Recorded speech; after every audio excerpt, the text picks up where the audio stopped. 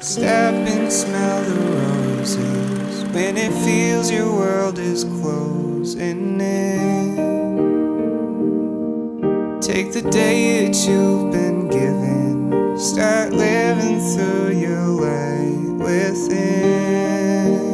Greetings, St. Ignatius. This morning at breakfast, I sat and I studied my mandarin orange to notice all its intricacies. I started noticing the scars, the bumps, and the many shades of orange in its skin.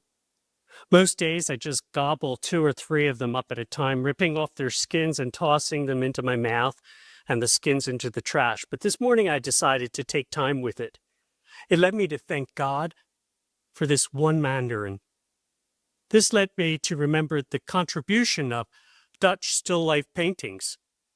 Besides celebrating the mercantilist trade that permitted the Dutch to put the world on their dinner table and to ponder the significance of being able to import ground pepper, these artists urged us to slow down and to consider real objects like flowers, fruit, and how they're arranged in a bowl or the curve of the pitcher on a table.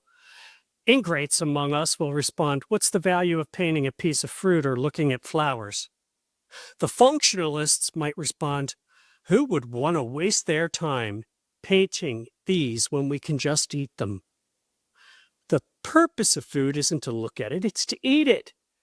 The activists among us would look at still life and say, oh, please give that orange and the bread to the poor. We don't need to paint images of them. The attention deficit types among us, especially me, say, let's go to the movies. This still life stuff is boring. Still life painters invite us to return from function, quick activism, and easy distractions in order to contemplate life's simple gifts and to give God thanks for the real and the simple. I bring this up as we approach the solemnity of Corpus Christi Sunday.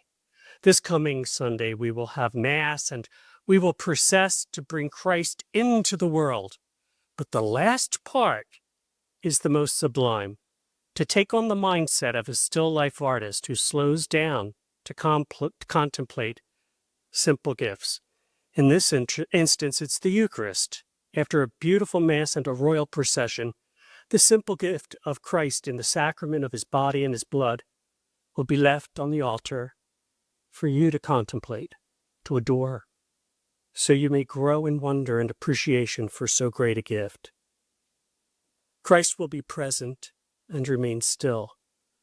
The functionalists and utilitarians among us will reprimand us for idolizing the sacrament as a thing rather than as a meal to be consumed. And the activists among us may feel guilty for wasting their time rather than helping the poor. But you will become contemplatives of still life. You will become the Mary Magdalene who sits at the feet of Jesus and contemplates him. Of course, few of us are called to the contemplative life, but I hope you develop discipline to set aside time to adore after this Mass and the procession. If you are by nature an active person, adoration can refresh you and offer the chance to breathe, to slow down, to recenter yourself, to focus, to adore, and to give thanks to the Father for his Son who suffers for us in the sacrament and whose Sacred Heart is present in it. You might take time to ask him for forgiveness for the times that you took his presence in the Eucharist for granted or doubted him or felt the absence and were away from him. It may be a time to ask him for greater mercy or greater faith, hope, and love. Our parish is a social justice hub for Baltimore Catholics, but we must never lose our identity of being contemplatives first. Today, we stand, kneel as contemplatives. There will be time to do, but this Sunday, it will be to contemplate. Have a great week, St. Ignatius.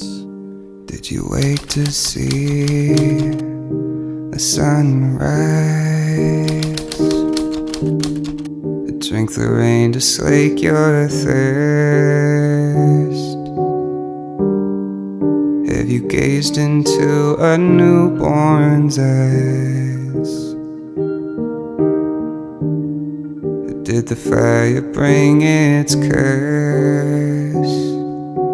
Stop and smell the roses when it feels your world is closing in. Take the day that you've been given, start living through your light within.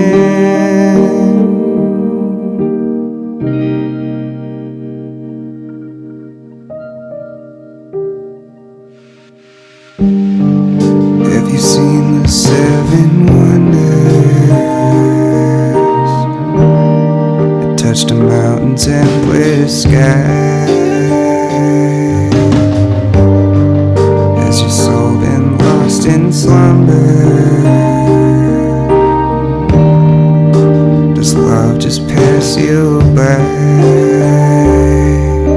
Stop and smell the roses when it feels your world is closing in. Take the day that you've been given, start living through your